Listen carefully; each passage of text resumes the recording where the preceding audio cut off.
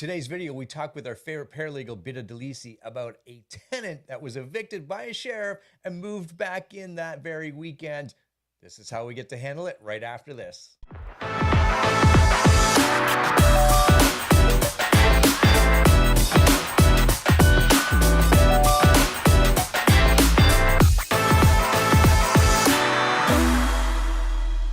Here we are, my friends. As promised, it's our favorite paralegal in the Toronto area, Bita DeLisi. How are you? I'm well, Gary. How are you? I am doing excellent. And we were just talking off camera. For those that are connected with the brokers that I represent, KW Realty Centers, we had Bita on for our entire brokerage, and she did some training for us. And great feedback from our agents to you, but I just wanted to announce that publicly, but also to let everyone know that you do a lot of public speaking and training for various different organizations. Is that right? We do. Absolutely.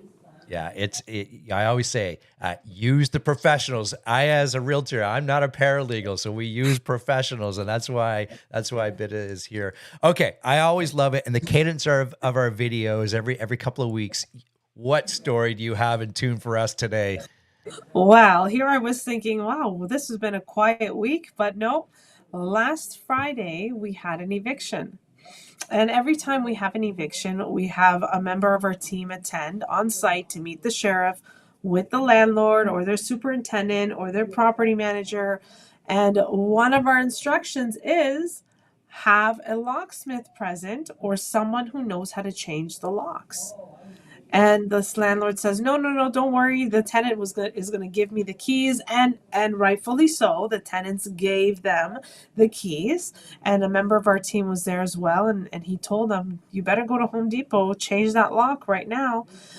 He went to Home Depot. He didn't pick up a lock, or for whatever case, he didn't pick up the right lock. The sheriff came, did the eviction. They left. Our team member left. The landlord left. And then over the long weekend, guess who regained access to the property through a window?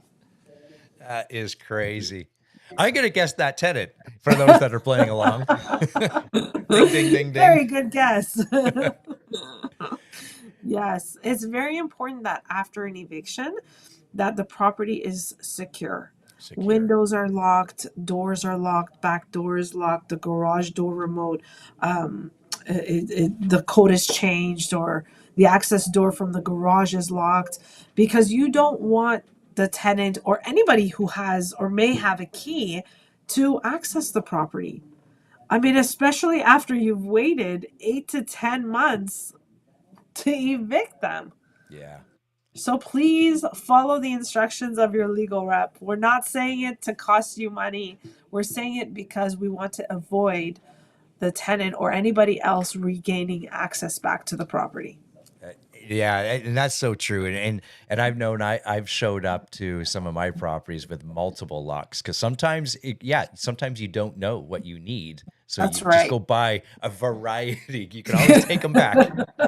Or keep them in your trunk for other occurrences. Yeah. And I would also say too, but especially in today's times, it's probably best to be there with, with a partner or go with your colleagues. So there's at least two of you there, because who knows what could happen and who knows what needs to be reported at a later date, right? That's right. We provide evictions as a service, and we have a member of our team who only does evictions, obviously in the GTA, to attend the hearing, because for many reasons. Number one, they know the sheriff. There's only a handful of sheriffs. And number two, that just in case something happens and you can't reach our office via phone or via email for whatever reason, at least you have a team member, a Stonegate team member on site to deal with it. That's right. Right? Maybe you need to drive to Home Depot. You need someone to stay at the property. Who knows? That's right. Yeah, you need a doorman or somebody, right? That's right. Yeah. Literally need a doorman, a lockman, Yeah. a lock person. Yeah, exactly. We kind of laugh and chuckle about some of these things, but on one hand, that's the way that's the way I look at life. Always on the bright side, right?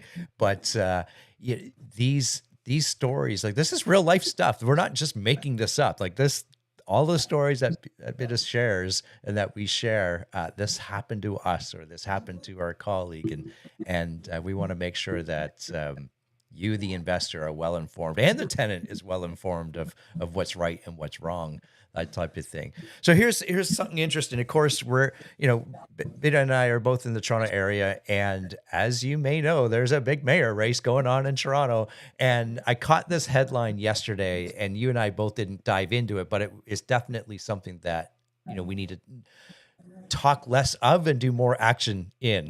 And Yes. that's the, we need more housing in Toronto. And part of the debate yesterday for the mayor race was affordable housing and so forth. And we had a conversation, you and I, off camera. You had a really interesting take on it.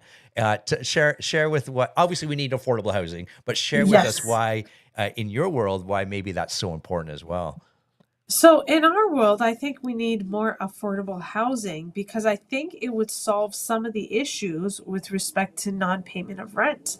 And the reason why I say that is, back in 2004, 2005, people were renting properties as a stepping stone to home ownership.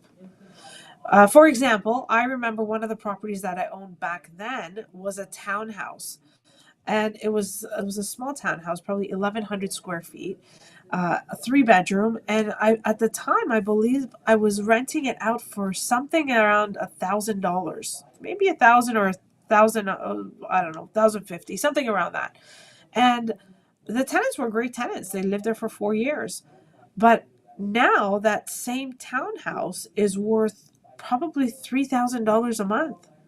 I mean, who can afford that for rent? And even if you can afford that for rent, how long can you afford it before it becomes unsustainable and you are going to fall behind? And I think that's the issue, Gary, is that with the rent prices being so high, the market it being so high, how is it possible to get a tenant a long term? Long term, yeah. Right? People are And paying $3,000-$4,000 for rent. It's yeah. insane. It is incredible. And yes, Toronto does typically have higher income earners, but also it just means we have a lot more people, right? And Yes. and not everyone can afford the 3, 4, and you had mentioned even some cases as much as $5,000 a month for some homes. And then you had also mentioned that, well, if it's $5,000 a month for first and last month's rent, that's $10,000. They're showing up to the or showing up with the application, right? It is a lot of money. And I know in the debate, the kind of the highlights that I was watching, there was a few of the candidates that were talking about how to remove some of the red tape, as it were, in order to have more builds happen, more shovels in the ground, and yeah, I think we're all in agreement with that. So neither Bita and I, are experts in that field, but we do know that housing obviously is a human need and a human right, but in the same case, so is safe housing, right? We need to be providers of that as well. And yeah, I think what we're learning over this mayor race is less talk and more action, right? Yeah, I mean, I think all of the candidates can agree to affordable housing, but getting there is going to be quite the uphill battle with the rise in the interest rates, and landlords that even the landlords can barely afford the expenses. Yeah. Even if the property is paid off, there's still property taxes, there's still utilities, there's still maintenance, preventative maintenance, so forth and so on. Yeah, it's absolutely right. So I do want to shed a glimmer of good news in a sense in the landlord tenant world, the LTV. And I know we've talked about this in some of our previous videos, is the speed in which we're getting some of that information back from the LTV. Talk to us about notice of hearings and where that's kind of lining up, because really at the end of the day, I want to evict a tenant. How do I get them out? How long is it going to take? Just kind of keep us up to date with what's going on there.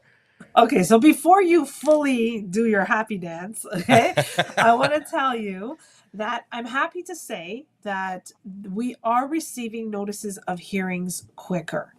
Okay, but that's just it. We are receiving them quicker. It doesn't mean they're scheduled quicker. So, for example, if we file an application today, I may receive a notice of hearing in the next, let's say in the next week. Okay. But that hearing date is still scheduled for probably 6, 7, 8 months in advance. So we are receiving notices quicker. But again, I mean, the dates are still farther out in advance. Things are getting a little better, I can say. Hopefully, the next step is we'll receive them quicker and we'll get a date quicker. There you have it. There you have Right? it. So listen, that's important. You will get That's that important. information back sooner than we were, say, a month or 2 or 3 ago. But the actual date that you're going to be providing your matter is still months and months out. But here's something else I want to touch on, and we talked about this too. The province is hired and is in the process of hiring more adjudicators, and as frustrating as that is, and as exciting as that is, the frustrating thing is they don't come with specific expertise that an adjudicator, an experienced adjudicator, has. And as I said, I'm the glasses half full. I'm the optimist. Well, if we know that, let's still play within the sandbox that they give us. And we talk about this every video. If we know that, it's so important to have people like Vida and her team, because the paperwork and everything is so important. I know we keep talking about this, but we're going to keep talking about it until everyone understands it, right? Yeah, it's so important. Yesterday, I was on a hearing. I was actually observing one of my paralegals. She was doing a hearing. She was doing fantastic. And while we were observing the hearing, there was an elderly landlord. The elderly landlord must have been something like 86 years old. And the adjudicator, whom I did not recognize, I'm assuming he was one of the new batch, started really getting aggressive with this 86-year-old landlord who sounded a little confused because the paperwork he filed was about 1.5 or 2 years ago. And at the end of the matter, they dismissed it. He dismissed it. So the elderly landlord, I guess he's going to have to start the process over again, but just the adjudicator's behavior, treating this elderly man, I mean, landlord or tenant, I mean, it was really revolting. Wow.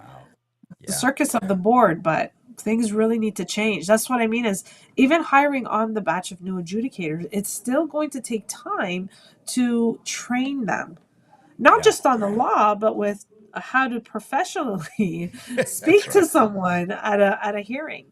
Yeah. Yeah. And that's where you want to enter into, partnership with Stonegate and Vida.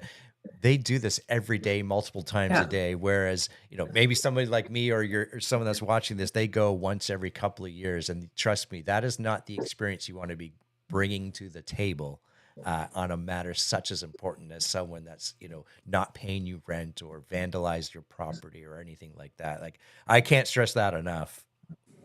Yeah, absolutely. And I hope you won't get yelled at, but that's just the Landlord and Tenant Board. But I'm happy to say things are moving along a little bit quicker.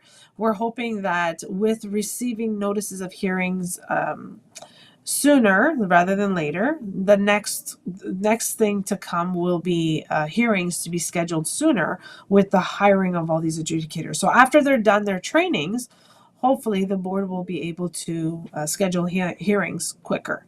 Yeah. Yeah. And just as we're saying, if that's why it's so important to have the right paralegal on your team, and you don't want to be entering into a matter and presenting your case in front of someone that doesn't have the experience to listen to it. So you need the experienced presenter to present it. How's that sound? There you go. I knew we'd get there.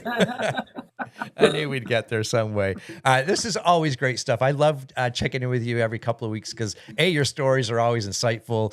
Hate to say it, entertaining, but educational, right? That's what we never want to, we always want to learn from other people, and we certainly are learning from you and the landlords that you represent. And I know the landlords that you represent are very, very grateful for your services. How do people get a hold of you?